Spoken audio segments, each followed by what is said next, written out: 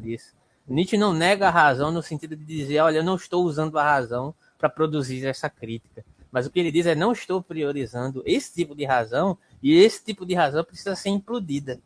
Sabe? É necessário erigir uma outra forma de se relacionar com a vida. É isso que ele está tentando colocar aqui. Não sei se eu fui bastante claro. Acho que o Gabriel mandou uma mensagem aqui. Eu li essa, mas não li a anterior. Qual que é? É um link de alguma Gabriel? coisa aqui, só não sei o que é.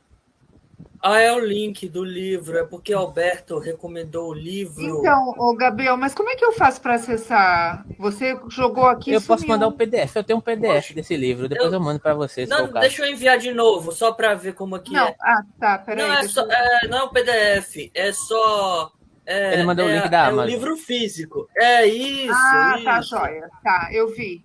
Entendi. Pronto, é só clicar em Mas cima do assim, eu link. recomendo dar uma olhada nesse Tá. livro Ah, porque entendi. Nietzsche vai mencionar essa questão, sabe lá. Eu recomendo, perdão, Albert, eu recomendo essa versão porque foi uma tradução essa tradução aqui é de um integrante do GEM, do grupo de estudos Nietzsche, e ele traduziu direto do alemão. E é um especialista em Nietzsche, uma referência em Nietzsche, então pode confiar essa versão. Mas se você preferir alguma outra versão, fique à vontade. Eu só estou dando uma dica Ah, assim, obrigada. assim, caso você se interessa por esse Claro, assunto. obrigada. Então, basicamente é isso, entende? Não é que Nietzsche está dizendo assim, não tem lugar para a razão aqui, né? Mas não dessa forma, não a partir dessa priorização, não a partir desse ímpeto de hierarquização. Quem disse que tem que ser assim, né? Aqueles que se impuseram a partir desse modo de existir perante a vida, acho que essa que é a questão. Até porque, né, até o próprio modo de Nietzsche escrever, às vezes dizem, olha como ele escreve, né? Ele escreve de uma forma assim, o que dizem, né, quando não se lê Nietzsche, de uma forma fragmentada. Não tem nada de fragmentado aqui. Você vê que as partes se conectam logicamente, inclusive, umas com as outras, sabe? Ele só não escreve de uma forma tradicional, né? Porque seria curioso se ele escrevesse um tratado, né, um tratado sistemático diante daquilo que ele está criticando, inclusive, né? Então não é nem o estilo dele, né? Mas você vê que tem uma linha de raciocínio que se conecta logicamente aqui e ali, etc. Ele não está dizendo que abdiquemos da razão, mas abdiquemos dessa forma de tratar ou lidar com a razão e construir esse tipo de conhecimento baseado nessa prerrogativa específica do que nós entendemos durante muito tempo como razão. Entendeu? Essa racionalidade, que é justamente essa na qual ele está se referindo aqui nesse determinado contexto. Então, talvez lá na Grécia Antiga existisse um outro modo de se relacionar com a razão que era diferente desse. Inclusive, ele fala sobre isso também, né? E é por isso que ele valoriza Heráclito, né? Também uma das grandes influências de Nietzsche. Ô, Roberto, e a maneira de racionalização daquele, como é que é mesmo? Do Léo, não é Levi Strauss, do Léo Strauss, porque ele resgata essa visão racionalista dos gregos, não, que é óbvio que é diferente dos modernos. E isso será que tem algum impacto com. Assim, ele tem essa forte influência com Nietzsche, alguma coisa assim? Aí eu não sei, aí eu teria que ver, não tenho condições de comentar É isso que eu agora me não. lembro que você tinha dado uma espécie de lida sobre esse Mas isso aí, assunto. Gabriel, tu tá falando de um negócio da palestra que o cara deu em 2019, tu queria que eu me lembre, é demais, né? Não, eu pensei que você tinha feito um estudo aprofundado Não, sobre o isso aí eu assunto. só tive contato na época e acho que Ah, faz tempo que eu nem leio nada sobre isso. Tem que olhar de novo. entendo. Mas enfim, acho que eu terminei de ler o 4 não, né? Eu nem comecei, né? Eu acho. Não, não terminou. Não, não terminou, Eu não. nem comecei, né? Isso. Agora que a gente. No dia a gente parou aqui, onde você parou agora. Tá, então vamos ler aqui. Aí ele vai falar da má consciência. Vai entrar finalmente do que diabos é má consciência. Mas como vê o mundo aquela outra coisa sombria, a consciência da culpa, a má consciência. Com isso, voltamos aos nossos genealogistas da moral. Mais uma vez afirmo, ou será que ainda não disse? Eles não valem nada. Uma experiência própria muito estreita, moderna. Aí você vê que ele está colocando aquele que é no âmbito da modernidade, né? Nenhum conhecimento do passado, nenhuma vontade de conhecê-lo, tampouco instinto histórico, uma segunda visão necessária justamente nisso, e contudo, se ocupar da história da moral. isso só pode conduzir a resultados cuja relação com a verdade é bem mais do que frágil. Esses genealogistas da moral teriam sequer sonhado, por exemplo, que o grande conceito moral de culpa teve origem no conceito muito material de dívida. Aí você vê como ele está mencionando aquele primeiro momento lá que a gente tinha mencionado, né? Uma ideia de reparação, né? Isso é a questão do sentimento de culpa, né? Ou que o castigo, sendo reparação, desenvolveu-se completamente à margem de qualquer suposição acerca da liberdade ou não liberdade da vontade. A ação e subjetivação, está mencionando aqui novamente, né? Vou repetir o trecho. Ou que o castigo, sendo reparação, desenvolveu-se completamente à margem de qualquer suposição acerca da liberdade ou não liberdade da vontade. E isto ao ponto de se requerer, primeiramente, um alto grau de humanização, né? Esse alto grau de humanização está delegado a esse ímpeto, digamos assim, de produzir esse algo que nós conhecemos como humano atualmente, né? Para que o animal homem comece a fazer aquelas distinções bem mais elementares, como intencional, negligente, casual, responsável e seus opostos, e levá-las em conta na atribuição do castigo. O pensamento agora tão óbvio, aparentemente tão natural e inevitável, que teve de servir de explicação para como surgiu na Terra o sentimento de justiça, segundo o qual o criminoso merece castigo porque poderia ter agido de outro modo, é na verdade uma forma bastante tardia e mesmo refinada do julgamento e do raciocínio humanos. Quem a desloca para o início engana-se grosseiramente quanto à psicologia da humanidade antiga. Repetindo, né? Cadê? Segundo o qual o criminoso merece castigo porque poderia ter agido de outro modo. É, na verdade, uma forma bastante tardia e mesmo refinada do julgamento e do raciocínio humanos. Quem a desloca para o início engana-se grosseiramente quanto à psicologia da humanidade antiga. O que ele está dizendo aqui? Nem sempre foi assim, né? Nem sempre houve essa subjetivação da ação proveniente da ideia de punição. Antes havia uma ideia de reparação, uma ideia econômica ligada a essa ideia de reparação do dano causado. Ele diz que essa questão da subjetivação da ação, de poder ter agido de outro modo, é algo muito mais recente. Estão percebendo o raciocínio dele aí nesse sentido? Sim. Pois é. Nem sempre foi assim. Nem sempre se imputou essa responsabilidade da ação, né? Diante dessa ideia digamos, do crime, né? Vou chamar aqui de crime, por exemplo, para ficar um pouco mais claro.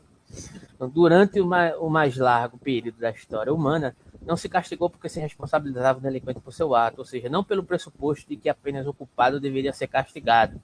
E sim como ainda hoje os pais castigam seus filhos por raiva devido a um dano sofrido, raiva que se desafoga em quem o causou, mas mantida em certos limites e modificada pela ideia de qualquer dano, encontra seu equivalente e pode ser realmente compensado, mesmo que seja com a dor do seu causador, de onde retira a força esta ideia antiquíssima, profundamente arraigada, agora talvez ineradicável, a ideia da equivalência entre dano e dor.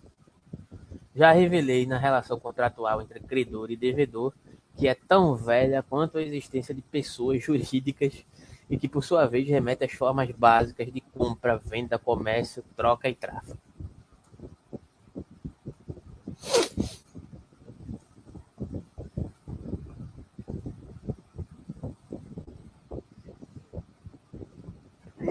Questões sobre... Acho que várias, né?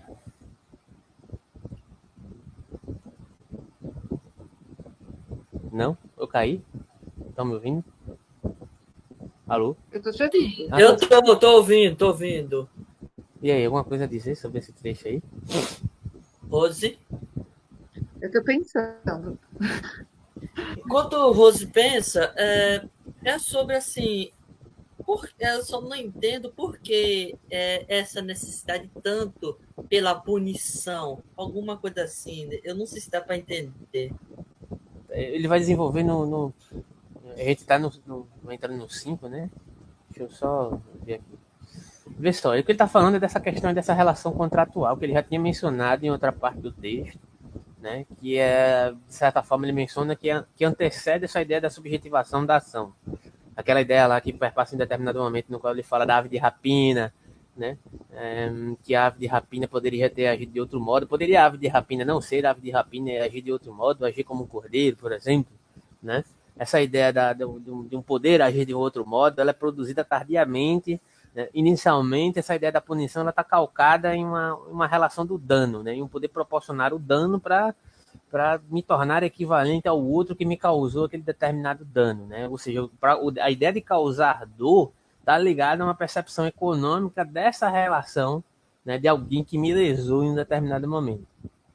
E aí ele retoma esse argumento, né, de que a relação contratual entre credor e devedor é descrita em termos de uma punição, né, por uma transgressão de uma determinada dívida, né, por um rompimento a uma determinada promessa. Ou seja, quando eu não pago o cartão, o que acontece? Bota meu nome no SPC, bota meu nome na praça, então eu fico impossibilitado de fazer compras. Eu não posso ter um cartão de crédito, eu não posso fazer nada, porque eu rompi uma regra econômica, estrutural, de um acordo que eu fiz socialmente, né? Então, o que Nietzsche diz inicialmente é que essas mediações das relações, né, entre causar dor ou causar, de certa forma, uma punição a alguém no sentido da dor, está baseado numa ideia econômica de um acordo social que foi rompido, né, e não necessariamente no sentido de que eu concebia que o outro, por ser racional, poderia ter agido de um outro modo,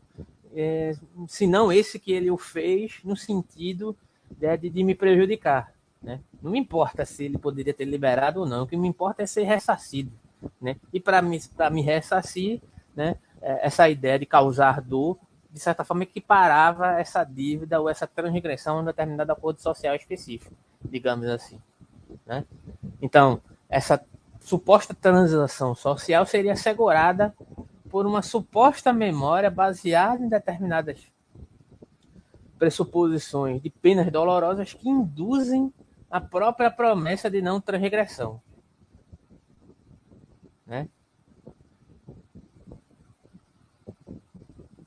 Entretanto, Nietzsche faz toda aquela descrição ali, né, dos tipos de punições que eram infligidos naquele determinado momento, que é um primeiro momento, né, dessa produção, digamos assim, dessa suposta memória, em um determinado sentido, né? E aí, o que é que acontece? Né? Não é simplesmente a ideia de causar dor a alguém que vai me compensar automaticamente, mas é porque existe um certo prazer que se obtém ao infligir punição a alguém, né? Que é central para as noções antigas de compensação dessa dívida, digamos assim, né? Ele diz ainda que o conceito moderno, ao se transfigurar a partir dessas prerrogativas, né, de certa forma, ao se relacionar com essa perspectiva dos primeiros códigos penais, né, ele traz uma perspectiva de uma certa vingança retributiva, né, que era a motivação inicial, né? Entretanto, né, esse prazer em causar essa suposta punição não pode ser entendida basicamente apenas como um prazer gratuito, né, que se faz simplesmente por uma certa deliberação, uma certa tendência sádica, né?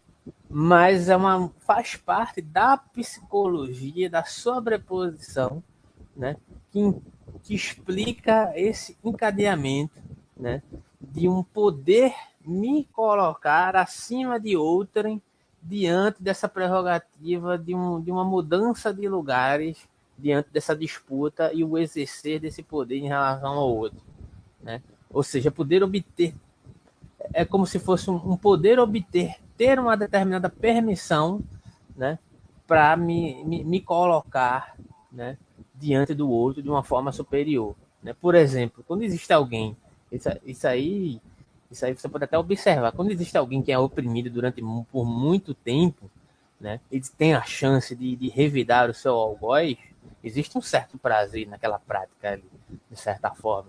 Você disser que não, né?